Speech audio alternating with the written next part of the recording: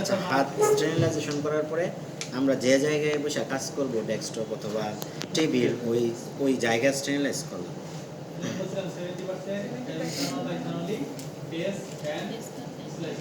কিভাবে করে চুলায় মধ্যে নিয়ে তারপরে স্টেজ তখন বাইরে কোশ্চেন করবে আরে ঢেলে দিবা এরকম আলতু কিছু কোশ্চেন আটকে দিই ঠান্ডা না। আচ্ছা, এবার জায়গা স্টেরিলাইজ করলাম। এখন আমরা যে সমস্ত কাজ দিয়ে ইনস্ট্রুমেন্ট দিয়ে আমরা কাজ করব, ফোর্সেপ, নিডেল, সিজার, এই সমস্ত জিনিস আমরা স্টেরিলাইজ করব। এই সমস্ত জিনিস আমরা কি দিয়ে স্টেরিলাইজ করব? ব্রানার দিয়ে।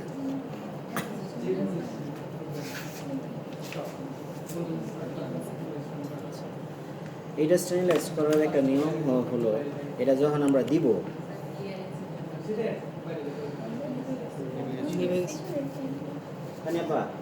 এই ফ্যানটা একটু সানাপা, এই ফ্যানটা একটু অফ করে দেন তো পিছনেরটা।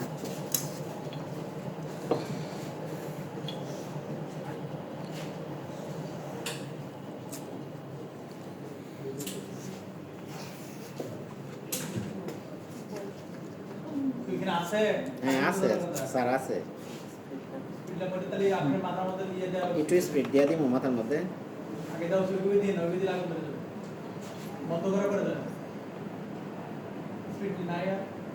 স্যার আছে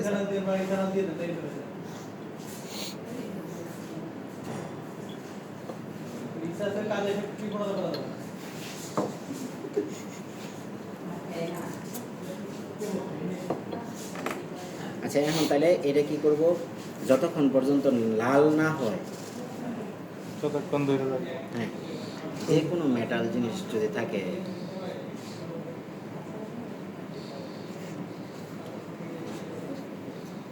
এটা কি লাল হয়েছে? বোঝা যায় লাল হয়েছে না? একদম লাল করে স্যার দেন, দেখতে পারে লাল।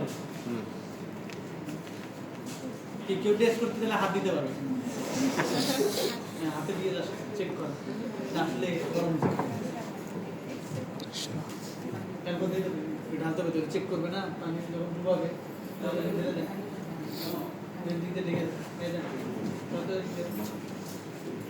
ফোর্সেপ ধরে না কেন, একসাথে দুটো করে ফেলান, তারপর কতক্ষণ পরে করবেন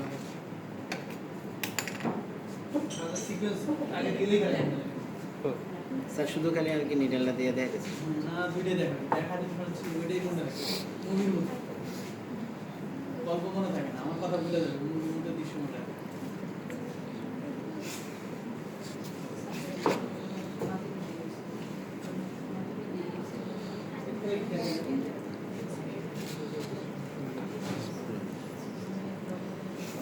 সময় তো লাগবে, লাগবে পারলে মাওয়া ভালো হবে।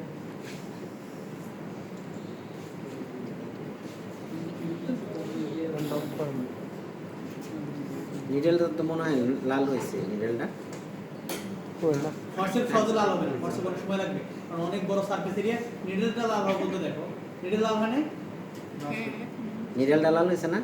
কই কি বলো, কই আমি তো দেখতেছি মনে হয় নিডেল লাল হয়েছে, মাথাটা লাল হয়ে গেছে। আচ্ছা, মাথাটা লাল হয়েছে।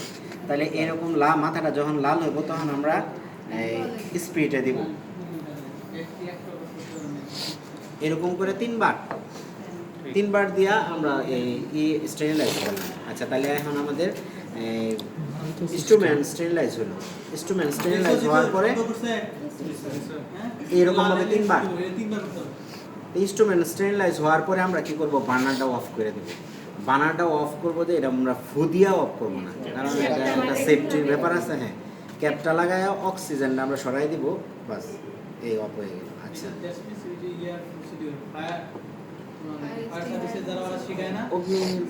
ট্রেনিং যাদের আছে স্যার। আচ্ছা, এখন আমরা যে ইটা করবো এটা হলো লিভের একটা সারফেস স্টেরিলাইজেশন আছে। আমরা যখন লিভটা কোনো মাইক্রো অর্গানিজম ক্লিন করার জন্য দিবেন তখন এটা বলে সারফেস স্টেরিলাইজেশন। আচ্ছা, আমরা সারফেস স্টেরিলাইজেশন করবো। এই আমরা নারকেলের লিভ যে আছে এখানে 3টা ব্লক নিব, এফেক্টেড এরিয়া থেকে আমরা 3টা ব্লক নিব।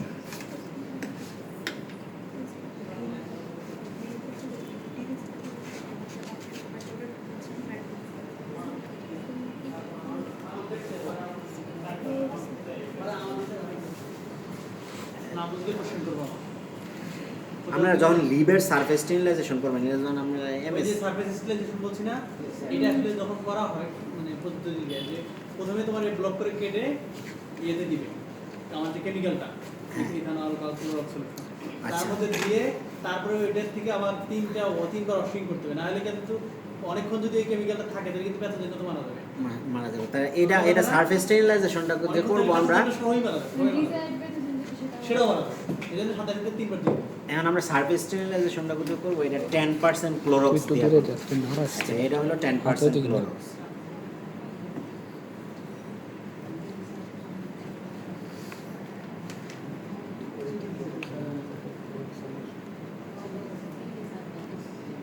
এই 10% ক্লোরক্স নিলাম। এই 10% ক্লোরক্সে আমরা যে ব্লকটা নিছি এটা 30 সেকেন্ড এখানে করব। হ্যাঁ